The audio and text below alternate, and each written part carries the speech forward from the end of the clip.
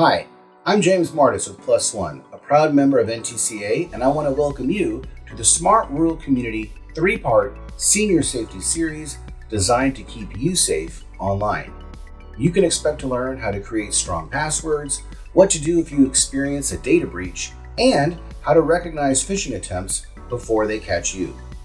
Whether you watch the videos individually or as a complete set, you'll discover helpful tips and tools presented in a practical and straightforward way to protect yourself confidently. Your guide to online safety is around the corner. Well, let's jump right into responding to data breaches. Data breaches, what are they? Well, a definition that's useful: unauthorized access to personal or confidential information like social security numbers, financial data, health information, usernames, passwords, through accidental disclosure or deliberate theft. We often think deliberate theft, but sometimes it actually is just accidental. Nonetheless, there are data breaches that occur out there by companies with our data in them. I want to cover just a few that have happened over the past 12 to 24 months to kind of set the stage here. One, National Public Data. Just this past August, 3 billion records. This is a background check company. Think how terrifying that is. A background check company. They literally have personal information about people. They got hacked, and bad actors got full names, addresses, date of birth, phone numbers, emails, and social security numbers. Ticketmaster. Have you been to a sporting event recently or maybe gone to a concert? Increasingly, you can't buy a ticket or get a ticket to an event that doesn't go through Ticketmaster. Well, unfortunately, last year they had 560 million records affected, where bad actors have access to our names, addresses, phone numbers, email addresses, order histories, and partial payment information. Comcast Xfinity, just in October of 2023, had 36 million records affected. Everything from usernames to social security numbers. Think how terrifying that is. Let me just give you 3 more. InfoStealer malware compilation. This was announced just this past June, so just last month. Approximately 16 billion records affected. Now, what happened here wasn't that something was breached just last month. This was delivered to the dark web, this package of stolen information that had occurred over a number of years. And so what these bad actors have done is aggregated the data from multiple data breaches to say, hey, we've got, say, my email address with so many associated passwords that this email address is known to use. Think how valuable that could be to a bad actor who knows how to use brute force attacks, where, okay, maybe I only have this guy's Netflix and Gmail password, but I bet I could guess because he's probably reusing those passwords on other accounts. So I'm going to try to log into other accounts using bots. Now, in this 3-part series, we cover passwords. So if you haven't already watched that, you're going to want to definitely watch that session to make sure that you've got strong passwords. But the last 2 examples I want to give you are from AT&T, who got hit twice last year, and they took everything from call and text records to social security numbers. So again, these are just 6. And why does that matter? I'm about to terrify you here in just a minute, but here are a few more breach statistics that we should all know. It takes an organization an average of over 200 days to just even identify a data breach and over 2 months to contain it. So just think of all those breaches out there that we don't know about yet. Cyber attacks using stolen or compromised credentials increased 71% from 2023 to 2024. And almost half of us have had our personal information compromised by a data breach in the last 5 years. That's terrifying. Almost 9 in 10 data breaches involve the use of stolen credentials. Again, credentials being username and password. So make sure you watch that password session. But these last 2 statistics should really put this all into focus for us. So I just gave you, on the previous slides, just 6 examples over the past year or 2. In 2023, in the USA alone, we know of over 3,200 data compromises. Okay, that's what we know about. Now think about it. This year, we're still going to learn about things that happened in 2023. So that number is going to grow. And again, these are just things that we ultimately know or figure out or find out about. There's still going to be things that we don't know about.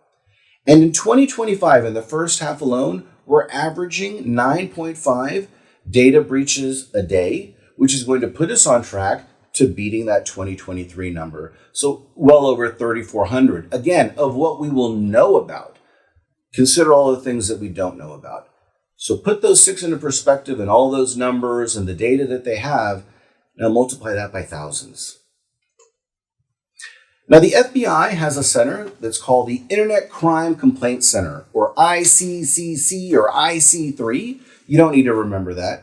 But the FBI, in effect, puts out this data for our seniors in particular for this session. So if you're 60 or over, last year in 2024, they got almost 150,000 complaints. Now, keep in mind, that means there are still other seniors who are affected by this. This is just that got reported to the FBI. And those 150,000 complaints resulted in almost $5 billion in losses. A gigantic increase from 2023, apparently 46% jump from the previous year, and a 43% increase in losses. You had 7,500 seniors last year with over $100,000 in reported losses to the FBI, with the average loss being $83,000. Now, I don't know about you, but I can't afford an internet scam that costs me $83,000. Now, what you see here is the growth over a 6-year period from 2018 to 2024. And in 2018, again, this is just what was reported to the FBI affecting seniors, those 60 or over. They reported $500 million in losses in 2018. That has now skyrocketed in 6 years through 2024 to almost $5 billion. And while the number of people affected has also increased from roughly 60,000 to maybe about 150,000, then the financial losses are growing much faster. So more people are getting affected every year, but it's becoming more and more lucrative to be a bad actor, to be a hacker, to be a scammer. We're getting taken for more and more money, and that should be terrifying. That's why we have to remain vigilant, and that's why we're putting out this series. So what are the top scams that are targeted specifically towards seniors? Now, again, according to the FBI's ICCC, this is how they describe the most popular scams targeting this group. Romance scams, where criminals pose as interested romantic partners on social media or dating websites and then take advantage of you, get access to your data or financial data. Tech support scams, we're probably all familiar with this, where criminals pose as technical or customer support for a non-existent problem. Think of that pop-up that's not really a virus, but makes me think that there is a virus, so then I call the number, and then ultimately I end up sending them money or they take money from me. There's also what's called grandparent scams, where criminals pose as a relative, usually a child or grandchild who's in great need. Grandma, I need bail money, or my car is broken down and I'm traveling across country, I need $2,000. Right, so there's a sense of urgency, and it's a loved one supposedly that's taking advantage of someone in our elderly population. There's also government impersonation scams. Think of this IRS notification or an email or a text message that says, you're about to be arrested if you don't pay these back taxes, and things of this nature. Very popular, very effective at getting us to hand over money to criminals. There are also sweepstakes and inheritance scams, which sounds just like it's named. We are told that we won something or that we are inheriting something, but to get that money, we need to pay a fee or a tax, and then we'll get all of this money, right? Very common, very popular, unfortunately very lucrative for bad actors. There are investment scams that can also be very lucrative. They're usually a bit more complex, but a senior or a person gets enticed into some investment that's really not a real investment, and they ultimately give money over to a bad actor.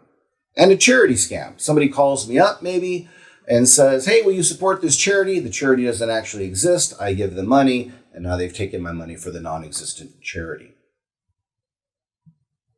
So how can you find out if you have been involved in a data breach? Well, there's a couple of solutions and they're free. And I certainly recommend you do them. You should even start doing them right now while you're listening to me. You can pull out your phone and go to this website.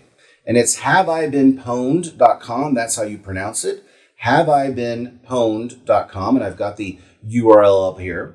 And if you type in your email address, and some of us have more than one, so use all of them. Even if you're still working, you have a work email address, type in your work email address as well. You'll be surprised at what you'll find out. But I want to show you what I found a couple of years ago with an old account that I had, an old email account.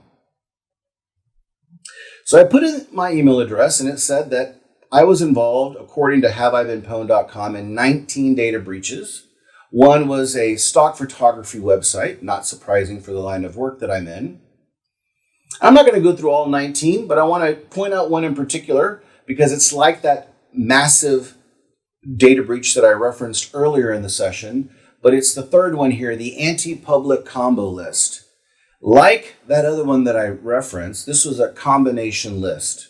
And so what hackers will do is they'll put together other lists of compromised breaches. And so they say, oh, here's James. Here's an email address that he uses, or here's email addresses he uses, and here are passwords that he has used as well. Now, if you've watched our password session, and again, if you haven't, definitely go watch it. You know that unfortunately, too many of us reuse our passwords, and pretty much all of us are guilty of it at some level or another. And the problem with that is that once I am breached in an account where I'm reusing that password, that allows that bad actor to then likely break into my other accounts. And that's why using these kinds of services are so important, because you might think, you know what? I haven't used that service in 10 years. What do I care if they got my username or password? Because one, they've got your username. So now they've got half of what they need to break into your account. And if you're reusing that password, now they've got both parts. And that's why you need to make sure that if you're ever involved in these breaches, you've either closed that account and or changed that password, and likely updated your password as well in any other accounts that used the same password. Now, Have I Been Pwned also offers a couple of other neat features. One is you can click on passwords at the top of the website and type in a password that you use to see, has that password been involved in other data breaches? I know it sounds kind of funny, like, why would I give this website my password, right? But I want to show you why this can be very valuable. So just to prove a point, knowing that using the word password is unfortunately something we've all done before. But maybe you thought, you know what? I'm smart, James. I'm not just going to use the word password. I'm going to change the S's and I'm going to make them dollar signs, and the O is going to be a 0, and I'm going to put an exclamation point at the end. No one would ever figure out that password. Well, that particular password at the time, and this is a bit dated, used over 149 times, according to Have I Been Pwned in data breaches. And again, if you're using that password more than once, and that hacker or bad actor gets that password in one place, they're going to use that in other accounts to break in to other accounts, because unfortunately, too often we reuse our passwords. They also have a very neat Notify Me feature. So you can sign up. It's free to get emailed should that email address ever come up in a known data breach. So this is a great way. Unfortunately, it is reactive, right? It's not proactive. You're finding out after the fact, but at least get notified of when you've been involved in a breach, so you can protect yourself, make sure that you update your account information and maybe even your password across a number of accounts. But as I said, there are a couple of services. So there's Have I Been Pwned? There's also fsecure.com, and I've got the entire URL up there. But you can go to F-Secure. It's the identity theft checker under their free tools, and it's the same concept. You type in your email address, and you'll get a list of known data breaches where your email address has shown up. Now, I used the same email address, and this actually found some additional breaches, so that's why it's always good to test yourself out on both of them. Before I show you what it showed, just a quick snapshot, I want to remind you that this is advice that you're seeing in this 3-part series to make sure that you've got strong passwords, and if it has been breached, make sure you change it. And make sure you're using unique passwords and using a password manager. It's not just me saying it. It's not just the Smart Rural Community Program saying it. It really is everybody saying that, from major financial institutions to security experts. We have to do a better job of creating strong, unique passwords. But here's this report, just a quick snapshot. It showed me being in 32 breaches, this old email address that I used. So again, it'll be very informative. It'll let you see what kind of our data is out there, and unfortunately can be used to steal our identity, create identities based off of our information, if not access other accounts. And I think one of the important points I should bring up, if you put your email address in there and you find accounts that you don't remember, or you think, man, I don't even use that anymore, should I really care? You really need to think about it this way. If they've got your name and address, that's information about you. If they have your email address, you use that email address likely today. That's why you put it in there. So they already have part of your credentials to log into other accounts. So just keep that in mind, even if they don't have your password, much less also getting your password. Now, this is advice from this same center at the FBI. Most of this we cover, and we covered in more detail in our phishing session of this 3-part series, but I wanted to share it because this is what the FBI says in putting out these important reports, particularly as it affects seniors. But what it says is resist the pressure to act quickly when you're approached with a phishing attempt. Now, again, we cover this in our phishing session, where criminals are trying to create a sense of urgency so that you act quickly, your guard goes down, and you maybe provide account information or give access to your bank account, and in a situation where you normally wouldn't do that. Be cautious of unsolicited phone calls or mailings or door-to-door services. Never provide any personally identifiable information. Don't wire money to people or businesses you've only met online. That's something that happens, unfortunately, on those romantic scams that I mentioned earlier. You'll meet somebody online. They'll convince you over a period of time that they're in love with you. But if you could just help them out, with that electric bill, and that's how they start to get you to start sending them money. And that's why you should never do that. And the FBI advises that. You should ensure that your computer or antivirus software is up to date. We hear that all the time. It is very important. We shouldn't just update the operating software of our devices or our computers. You want to have an antivirus program. There's a free one that we discussed in the phishing session, so make sure that you watch that if you haven't already done so. But the last point is an important point, and that's if you have been a victim or you know someone who you think might have been a victim, you should report it to the FBI's ICCC or IC3 at ic3.gov. That way they can begin investigating, and you can protect yourself in the future should you be taken advantage of.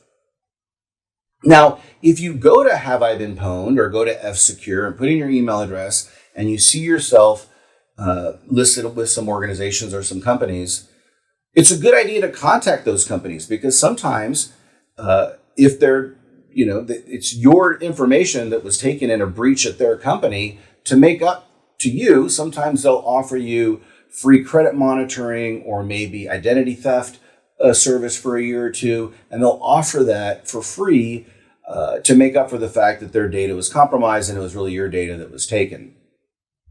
Make sure that you document everything, because even if it's not a problem today, it might be a problem in a month or two or in a year or two, and you're going to want to remember that so that you can go back and say, well, actually my data was breached here. Maybe this is where it all started. Should you ever have to file a police report or let the FTC know that your identity's been stolen. We've talked about this before in other sessions, but enabling two-factor authentication, or MFA, it tends to knock out the ability of hackers to break into our accounts, because they're going to you're going to require an extra factor to log into your account or accounts, and that usually means getting a texted code to your cell phone. So if they don't have access to that, even if they have your username or password, they're not going to be able to get into that account. Setting up alerts is also really important. So again, if you've been in a compromised website, maybe it's a financial institution, log in, change the password, and set up notifications so that you're notified, hey, there's just a charge. When I go to the grocery store right now and I use my debit card, I get notified before I leave the grocery store that that amount was just charged, because I want to know immediately what's happening on my financial accounts. And that's just a good way so that you can stay on top of maybe any fraud that could be happening. But you can also set up credit report fraud alerts or credit freezes. You should look into them. They're a little different what those mean and how long that they last. But there's something that you can do, and it certainly makes it more difficult for someone to open credit or open a line of credit or even look at your credit. And, if you need to, just depending on the data breach you're involved in. But as I've said before, if you spot fraud, we all need to be a part of the solution to combat it. So if you've been involved in fraud, your identity's been stolen, you definitely want to go to identitytheft.gov to create a plan and to file an identity theft report. It's important for the future so that you can let others know, maybe when you're trying to get credit, I actually had my identity stolen, and that's why I might have some things on my credit report that I'm having trouble explaining because someone fraudulently used my credit. That's a wrap on this session of the Smart Rural Community 3-part Senior Safety Series. We hope you enjoyed learning about these tips and tools to keep you safe online. We would also like to thank our promotional partner, Calix, for their support of the series and the Smart Rural Community Program. To learn more, please visit smartruralcommunity.org/senior safety. See you next time and stay safe.